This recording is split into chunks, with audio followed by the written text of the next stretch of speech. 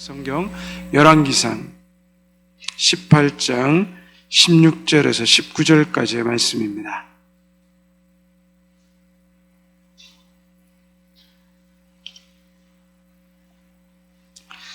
열왕기상 18장 16절에서 19절까지의 말씀을 우리 다 같이 찾아서 한 목소리로 읽도록 하겠습니다. 구약성경 546쪽입니다. 열왕기상 18장 16절에서 19절 말씀, 이 계시의 말씀을 들을 때 살아계신 하나님의 음성을 들을 수 있기를 바랍니다. 함께 읽습니다. 오베다가 가서 아합을 만나 그에게 말하매 아합이 엘리야를 만나러 가다가 엘리야를 볼 때 아합이 그에게 이르되 이스라엘을 괴롭게 하는 자여 너냐? 그가 대답하되 내가 이스라엘을 괴롭게 한 것이 아니라 당신과 당신의 아버지의 집이 괴롭게 하였으니 이는 여호와의 명령을 버렸고 당신이 바알들을 따랐음이라. 그런즉 사람을 보내 온 이스라엘과 이세벨의 상에서 먹는 바알 선지자 450명과 아세라의 선지자 400명을 갈멜산으로 모아 내게로 나오게 하소서. 아멘. 하인리의 법칙 있습니다. 혹시 하인리의 법칙이라고 들어보셨습니까? 다른 말로는 1대 29대 300의 법칙이라고 말하고 있습니다. 어떤 대형사고가 발생하기 전에 같은 그 원인으로서 경미한 사고가 여러 건 발생하고 그리고 그와 비슷한 사고를 일으킬 수 있는 위험에 대한 경고가 300번 일어난다는 겁니다. 1931년 하버트 윌리엄 하인리라는 사람이 산업재해 예방, 과학적, 접근적 탐구법 해서 자신이 종사하고 있는 그 산업재해에 관련된 사례 분석을 통해서 한 가지 통계 법칙을 발견해낸 것입니다. 산업재해가 발생해서 사망자 1명이 나오면 그 전에 같은 원인으로 발생한 경상자가 29명, 그리고 같은 원인으로 부상당할 뻔한 잠재적 부상자가 300명이 있었다는 것. 바로 이것이 하인리의 법칙입니다. 큰 재해와 작은 재해, 그리고 사소한 사고 발생 비율이 1대 29대 300이라는 거죠. 이는 대부분의 참사가 사전에 예방할 수 있는 원인을 파악하고 수정하지 못했거나 무시했기 때문에 일어난 결과라는 것을 우리에게 분석해주고 말하고 있습니다. 우리나라로 대표적으로 얘기하자면 세월호도 될 수 있고요. 또 우리가 어른들이 잘 기억하는 삼풍백화점 사고가 그렇게 될 수 있습니다. 삼풍백화점 사고 같은 경우에는 사전에 이미 설계 변형에 무리가 있다라고 계속해서 지적해 왔었고요. 그리고 건물 옥상에 금이 가서 여러 차례 사고 조사의 원인을 말해 왔지만 시정되지 않았습니다. 그리고 마지막 5층 식당에서 금이 간 후 며칠 후에 백화점이 폭삭 무너져 앉아 버렸습니다.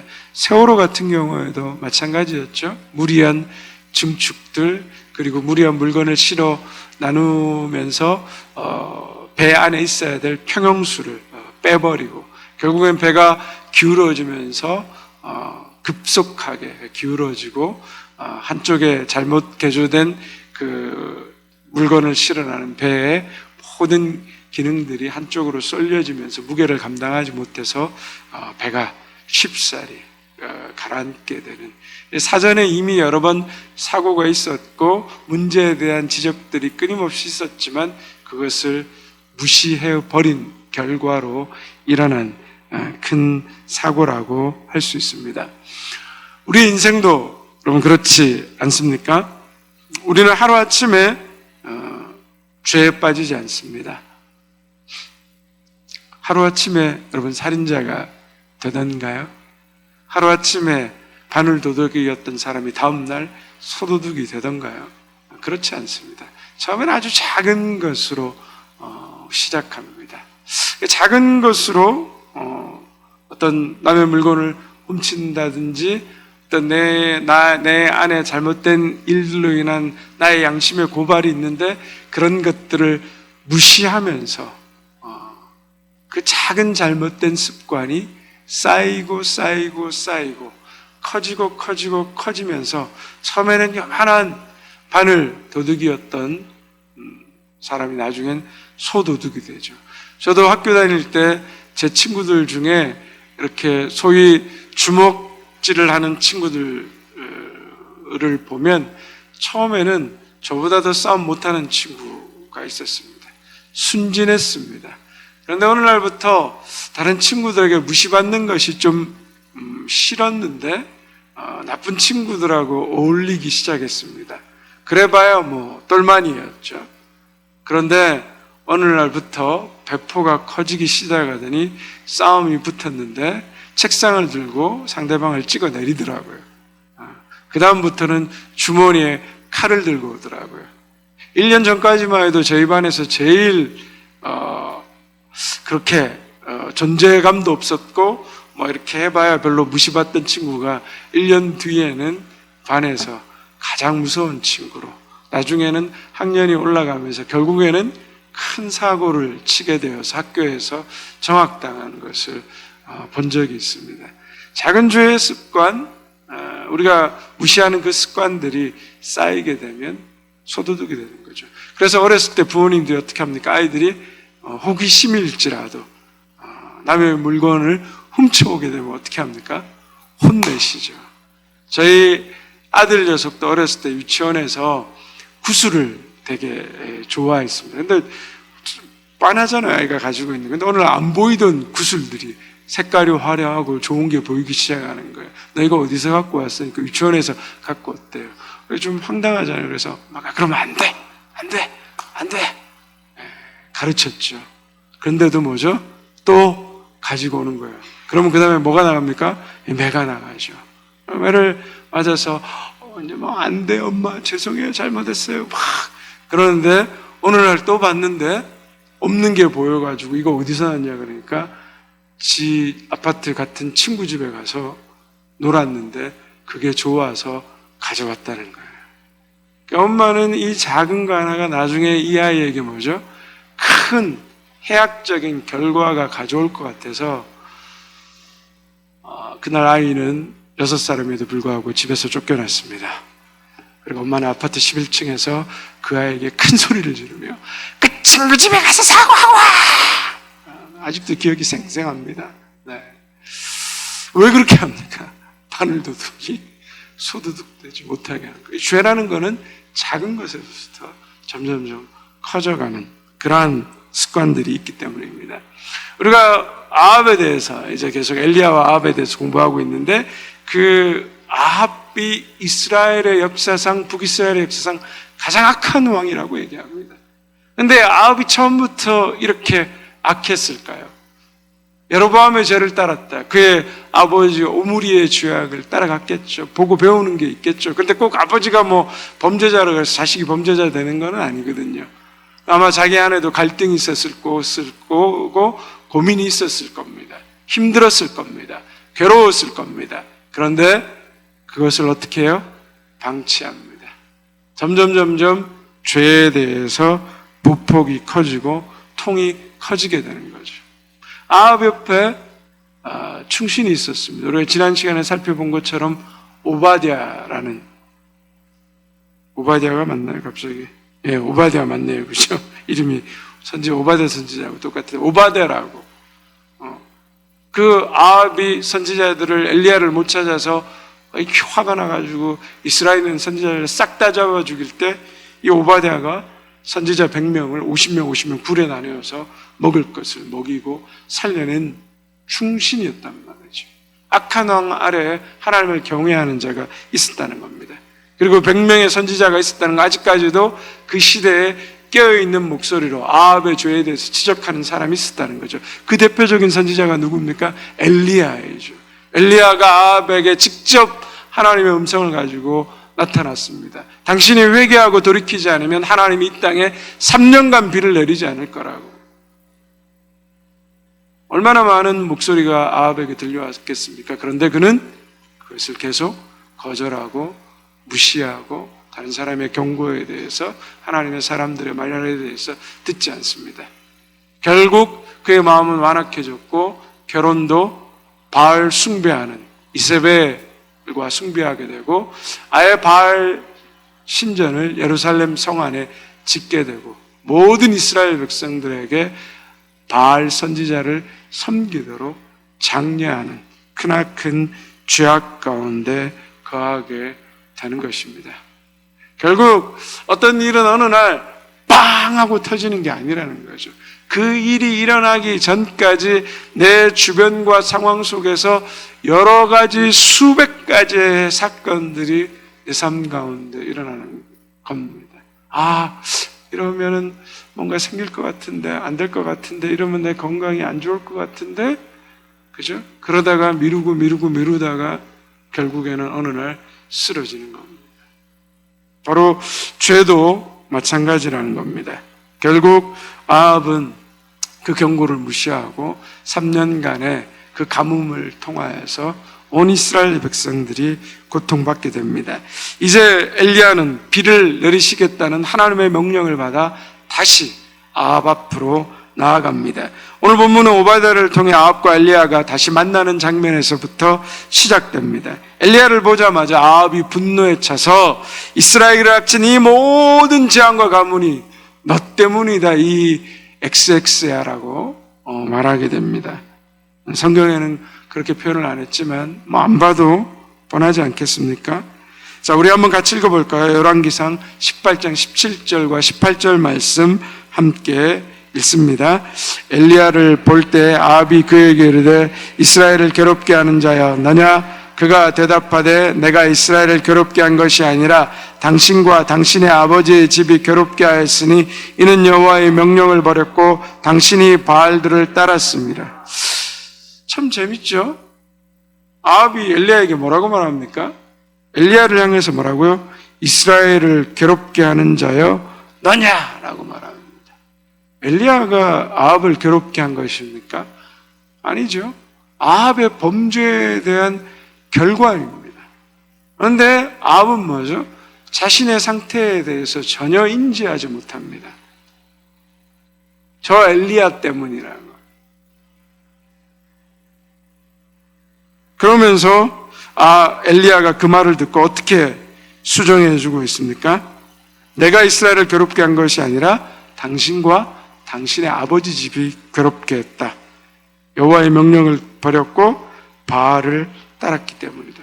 당신이 하나님을 버렸고 당신이 바알을 따랐기 때문에 하나님의 명령에 순종하지 않은 일의 결과라고 분명히 다시 말해 줍니다. 우리는 때로 문제가 생기면 다른 사람을 비난하거나 원망합니다. 하지만 우리는 다른 사람을 비난하거나 원망하기 전에 실제 그 문제의 원인이 무엇인가를 정확하게 바라봐야 된다는 거죠. 그래야지 우리가 어리석음에 안 빠진다는 겁니다. 예를 들면 이렇습니다. 살인을 한 범죄자가 있습니다. 그런데 그 살인죄에 대해서 판사가 법정에서 최고 내릴 수 있는 그 사람에게 무기징역형을 내립니다. 범죄자가 그 판사의 무기징역형에 선고를 받고 나에게 이 무기징역을 내린 그 판사를 비난하고 죽이려고 합니다. 얼마 전에도 유튜브에 이 짧은 숏 영상이 나온 걸 보니까 법정에서, 미국 법정에서 재판을 하는데 옆에 검사가 서 있고 범죄자가 서 있는 장면이었습니다. 그런데 범죄자가 몰래 그 소매 안에 아주 날카로운 이런 무기를 가지고 들어온 거죠. 검사를 힐끔 쳐다보더니 어수선한 틈을 타서 그 흉기를 꺼내서 검사를 죽이려고 했는데 다행히 그때 옆에 있던 형사가 그것을 발견해서 막아서 대형사고를 피했는데 그 원인이 뭐죠?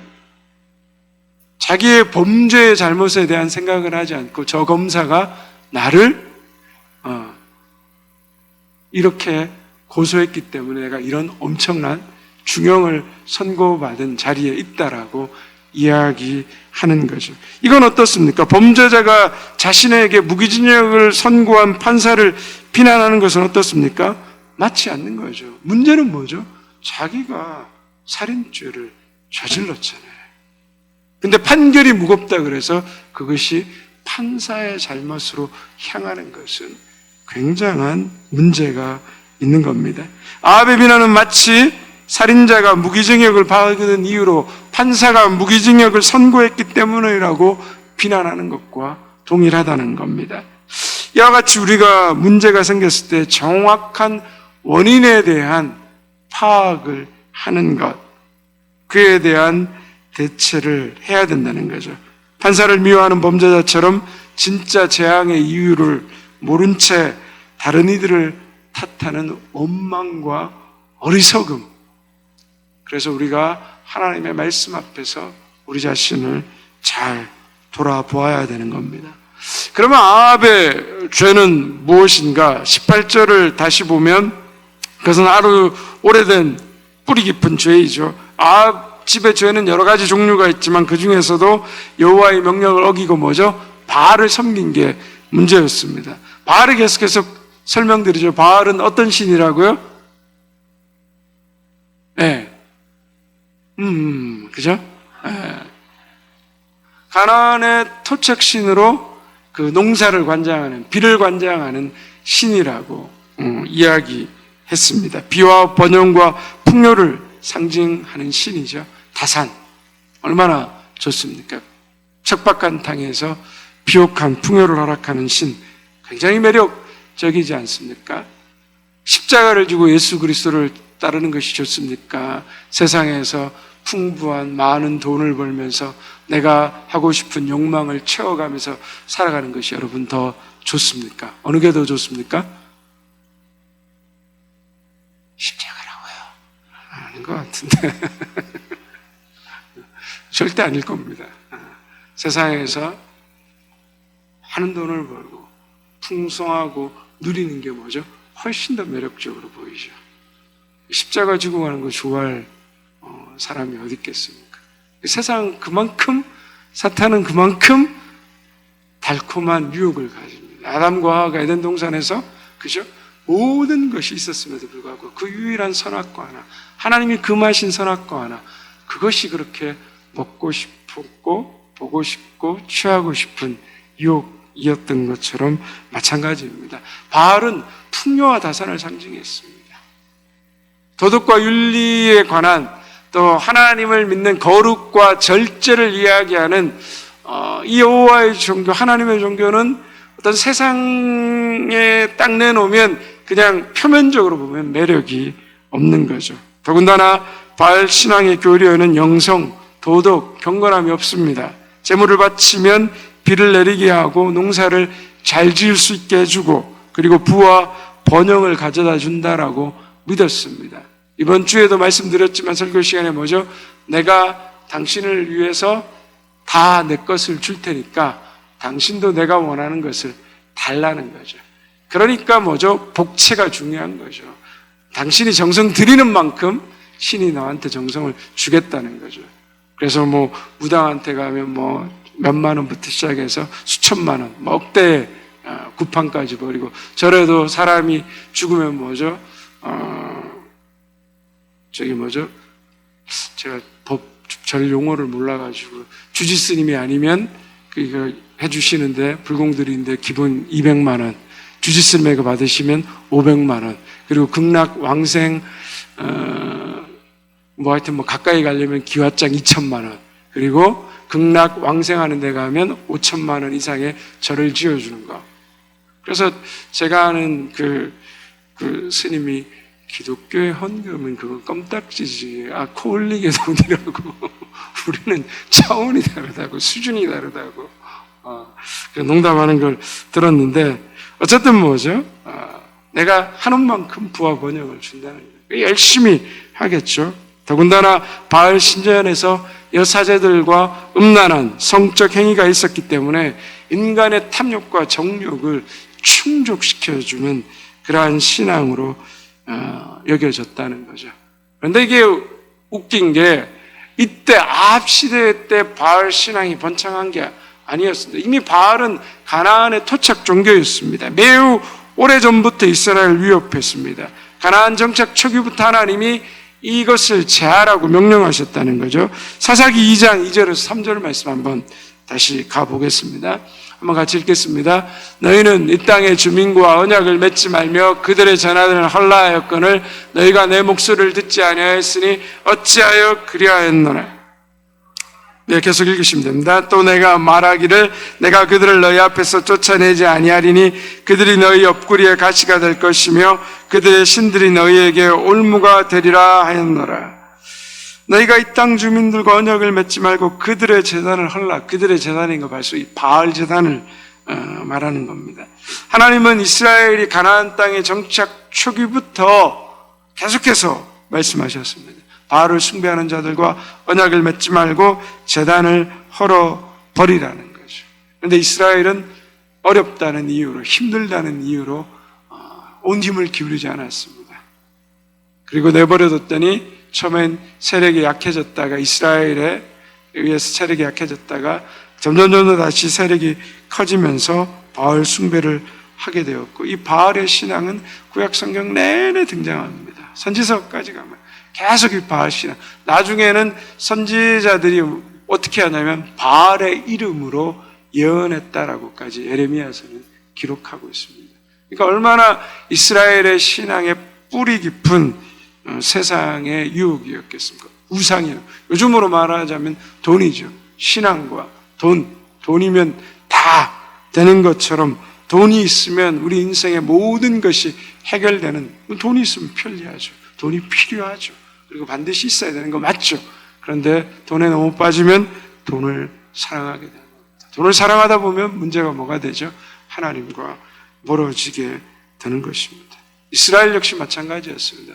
바알의 풍요로움, 다산, 그것을 좋아하기 시작하다가 결국에는 죄에 빠지게 되고 옆구리에 가시가 되고 올무가 되는 겁니다.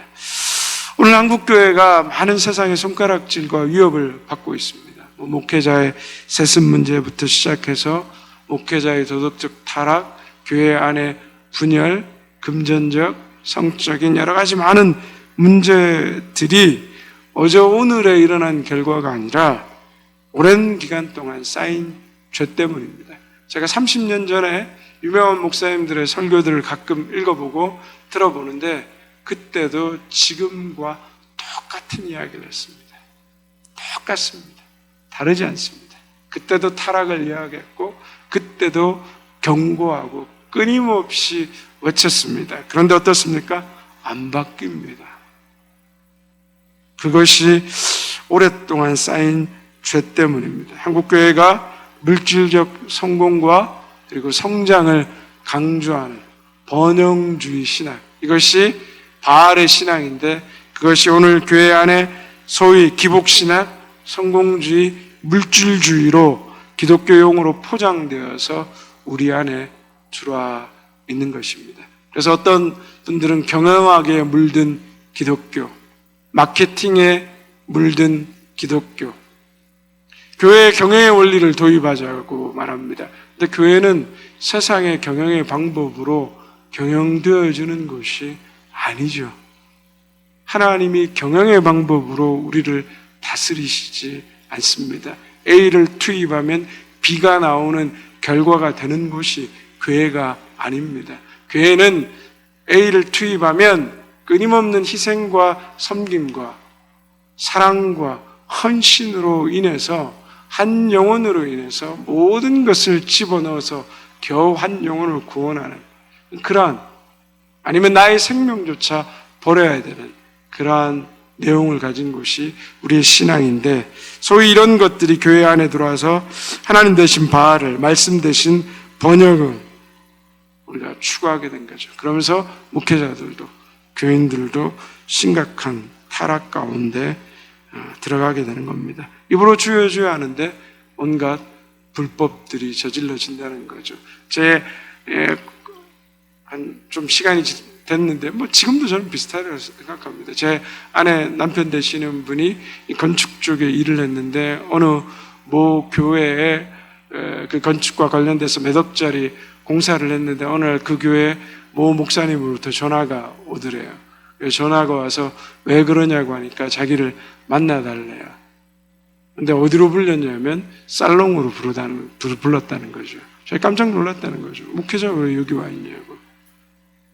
근데 자기들이 먹었는데 당신 술값 내달라고. 할 말 다 한 거죠. 교회 나오겠습니까? 안 나오죠. 제가 미국에 있을 때 한국의 어느 교단에서 목사 안수를 주는 총회를 열었습니다. 거기 가면 신학교 졸업 여부와 관계없이 하루 만에 면접 보고 하루 만에 면접의 과정을 통과하며 목사 안수를 줍니다. 그런데 조건이 있습니다. 3,000불 내야 된다는 거죠. 소위 안수 장사한다는 얘기를 들었는데 물론 이거는 정식 교단은 아닙니다. 워낙 한국에 수백 개 군소교단들이 있고 그냥 갈라내가지고 교단 만들어가지고 돈 받고 안수 주는 거죠.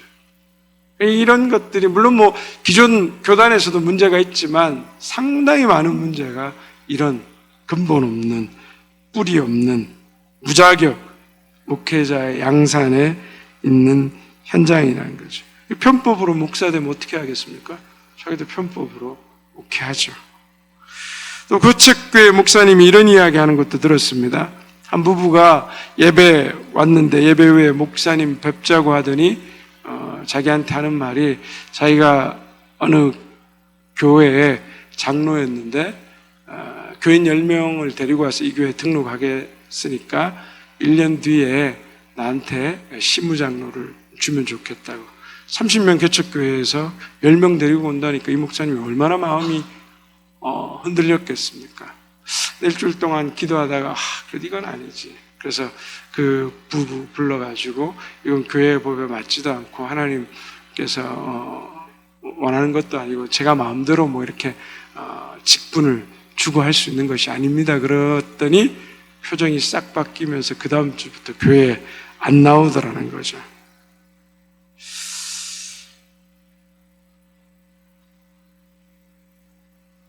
수단과 방법을 가리지 않고 번 돈을 하나님의 축복이라고 자랑합니다. 교회의 중직이 되어서 섬기고 희생하는 것이 아니라 세상의 부자들이 또 권세자들이 갑질하듯이 성도들에게 위세 부리고 교회에서 대접받으려고 합니다. 이것이 어쩌면 우리 한국 교회가 이거 말고도 무진장하죠. 진짜 입에 담을 수 없는 부끄러운 일들, 창피스러운 일들.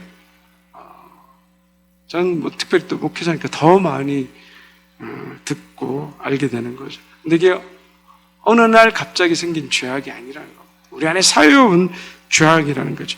우리 삶에서 겪고 있는 문제들도 여러분 어떻습니까? 마찬가지입니다. 현재 겪고 있는 경제적 문제, 가정 내의 문제, 인간관계의 문제, 건강관계상의 문제들이 어느 날 갑자기 하늘에서 그날 딱 떨어진 게 아니라는 겁니다. 어떻게 되는 거죠? 하인리의 법칙에서 말하는 것처럼 오랜 기간 동안 이미 여러분의 경고와 형성되어 온 그 과정들이 있는데 그러한 것들을 끊어내지 않은 거죠. 건강 문제도 어떻습니까? 평소에 나쁜 습관들이 우리 건강을 해치는 거 아닙니까? 술, 담배 안 해야 되는데 계속 담배 하니까 뭐죠? 폐암에 걸리는 거죠. 무리하면 안 되는데 계속 무리하니까 간이 상하게 되는 거죠. 매운 음식, 짠 음식 먹으면 안 되는데 매운 거, 짠 것만 찾으니까 위장 건강에 문제가 생기게 되는 거고요. 술과 기름진 음식만 즐기게 되면 혈관에 문제가 생기는 거. 여러분 이거 모르는 거 있습니까? 다 아시잖아요. 근데도 어떻게 합니까? 내버려 둡니다. 나쁜 습관을 고치지 않습니다. 그러면 그것이 쌓이고 쌓여서 어느 날 터지게 되는 겁니다.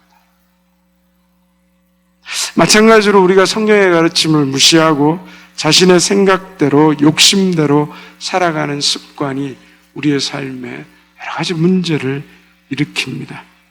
그럴 때 아합이 엘리야를 원망하듯이 참 진짜의 원인을 보지 못하고 다른 사람을 원망하고 세상이 나를 도와주지 않는다고 우울해합니다. 그런데 우리 안에 일어난 상당수의 거의 많은 문제들의 대부분 어떻습니까?